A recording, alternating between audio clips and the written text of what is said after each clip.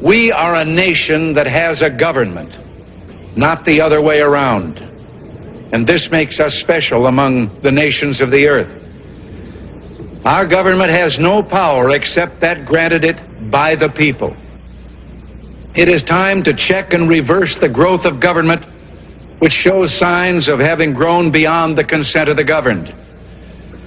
It is my intention to curb the size and influence of the federal establishment and to demand recognition of the distinction between the powers granted to the federal government and those reserved to the states or to the people.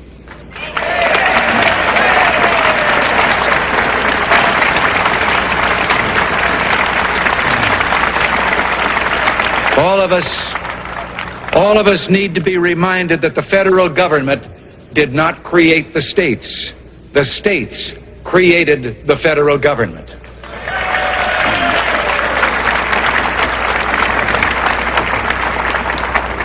Now, so there will be no misunderstanding, it's not my intention to do away with government. It is rather to make it work. Work with us, not over us. To stand by our side, not ride on our back. Government can and must provide opportunity, not smother it. Foster productivity, not stifle it.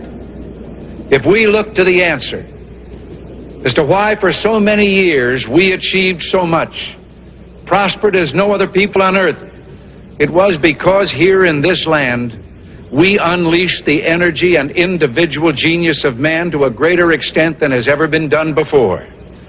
Freedom and the dignity of the individual have been more available and assured here than in any other place on earth. The price for this freedom at times has been high, but we have never been unwilling to pay that price.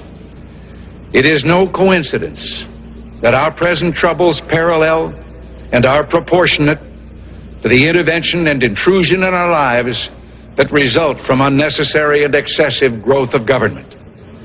It is time for us to realize that we're too great a nation to limit ourselves to small dreams.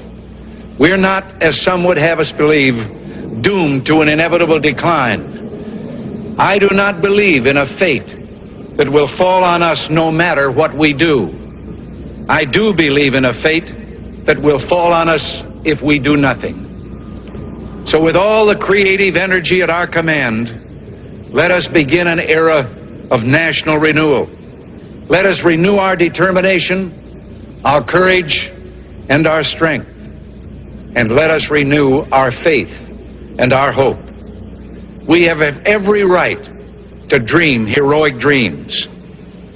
Those who say that we're in a time when there are no heroes, they just don't know where to look. You can see heroes every day going in and out of factory gates. Others, a handful in number, produce enough food to feed all of us and then the world beyond. You meet heroes across a counter, and they're on both sides of that counter. There are entrepreneurs with faith in themselves and faith in an idea who create new jobs, new wealth, and opportunity.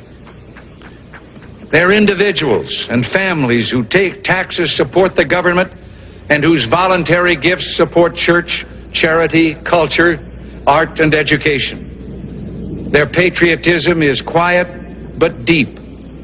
Their values sustain our national life. Now, I have used the words they and their in speaking of these heroes. I could say you and your, because I'm addressing the heroes of whom I speak, you, the citizens of this blessed land.